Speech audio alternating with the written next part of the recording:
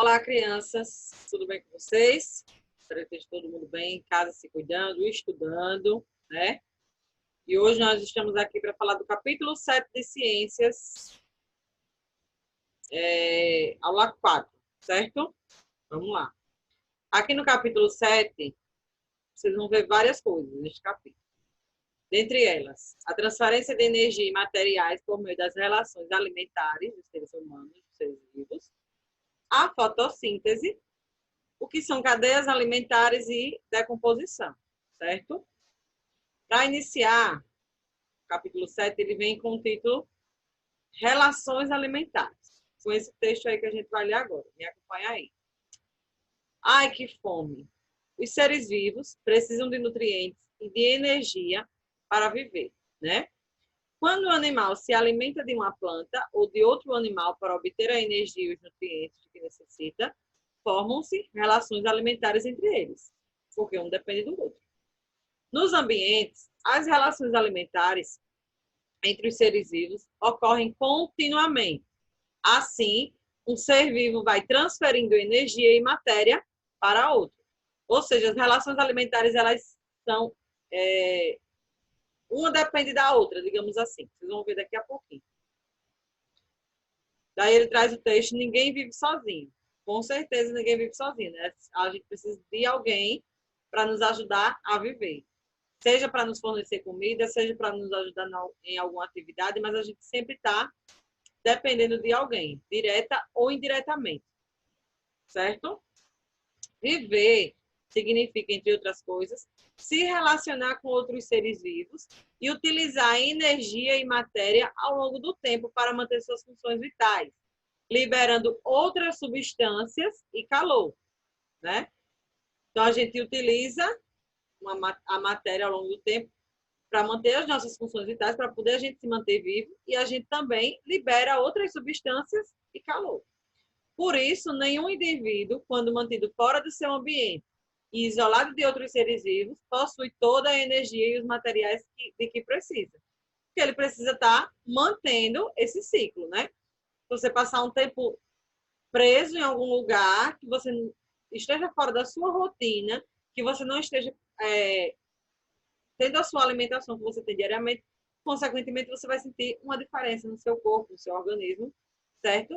Porque aquele hábito deixou de acontecer. Então, todos nós precisamos de outro ser vivo para poder manter as nossas funções vitais, ok? E nisso acontecem as relações alimentares. E o que são as relações alimentares? A gente vai ver agora. Existem esses tipos de relações alimentares aí, o predador, a presa, o parasita e o hospedeiro. Vocês já sabem que o predador é aquele que vai, digamos assim, a onça é o predador e ela vai comer a zebra. A zebra é o quê? A presa, né? Ah, mas o tigre é mau, tal. Não, ele não é mau, ele está mantendo a alimentação dele, é a necessidade dele, certo? A presa, a zebra, aí, no caso, serve de alimento para ele. É um ciclo, certo?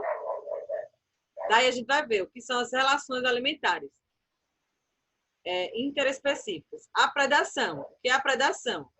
Relação em que um ser vivo mata, no caso, o predador, outro ser vivo, que é a presa, para ele se alimentar. Ela é uma relação em que há benefício para um dos seres vivos, no caso, o predador. Ele está sendo beneficiado, porque ele está obtendo o alimento. E em que o outro é prejudicado, no caso, a presa, porque ela vai morrer, certo? É o que acontece nas nossas relações diárias. Se a gente come a carne de boi, a gente sabe que o boi precisou morrer para poder a gente comer.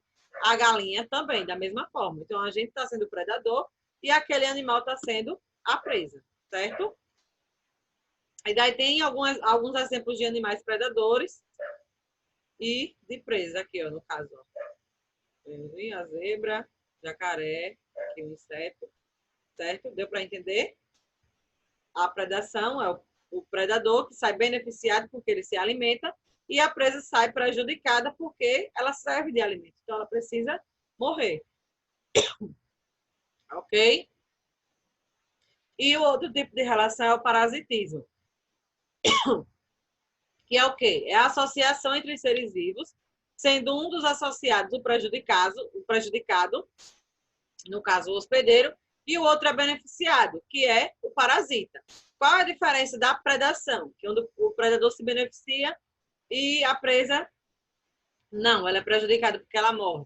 No parasitismo, o parasita não precisa matar, né, o ser. No caso, a gente tem o exemplo do piolho na cabeça do ser humano. A gente tem piolho, a gente não morre porque a gente tem piolho, certo? O piolho aí, ele é um parasita, ele se alimenta do sangue do ser humano, certo? Ele não precisa matar a pessoa. Então, ele se hospeda no nosso corpo, propriamente na cabeça, e dali ele suga o nosso sangue, que serve de alimento para ele. É o que acontece com o carrapato, com os bichinhos, no cachorro. Ele vai se alimentar do sangue daquele animal, sem precisar matá-lo, viu? Por isso que ele é parasita. O hospedeiro é o outro animal que está com parasita nele, certo? Deu para entender? E essas são as relações alimentares e a gente vai falar sobre a alimentação dos animais. No livro de vocês tem citando só 3 exemplos, que é esses 3 primeiros. Os animais herbívoros, os carnívoros e os onívoros. Mas eu vou mostrar mais 3 que fazem parte desse aí, só que é uma nomenclatura diferente. Os herbívoros, viu? São os animais que alimentam-se exclusivamente de plantas. Herbívoros, lembrem, se alimentam de plantas. Exemplo, coelho, o boi e o veado. Ok? Já os carnívoros, eles alimentam-se de outros animais. Exemplo, o lobo, o crocodilo e a cobra. Mas tem muitos outros. E os onívoros são aqueles que se alimentam de animais e de vegetais. Então, veja só, herbívoros alimentam-se somente de plantas. Carnívoros alimentam-se de outros animais. E os onívoros alimentam-se tanto de plantas quanto de animais, certo? Exemplo, o urso, o homem e o porco, ok? Aí, além desses, eu trouxe mais essas 3 classificações que se encaixam nas outras. Ó. Os insetívoros, que são o quê? Eles são carnívoros, porém, eles preferem insetos. Carnívoros, ai, minha garganta, que preferem insetos. São chamados de insetívoros. Certo? Exemplo, a aranha, a topeira, o sapo e o camaleão. Deu para entender? Já os granívoros, eu já está falando de grãos. Os granívoros são os herbívoros que se alimentam de sementes e grãos. Exemplo, o pombo e a galinha. Eles são herbívoros, mas como eles se alimentam de sementes e de grãos, eles são chamados de granívoros. Herbívoros, granívoros. Ok? E os frugívoros. Mastique, nome complicado. Não, nem tanto. Os frugívoros, eles são herbívoros que se alimentam de frutos. Exemplo, o esquilo e a arara. Certo? Insetívoros são carnívoros que se alimentam de insetos. Granívoros são herbívoros que se alimentam de grãos e sementes.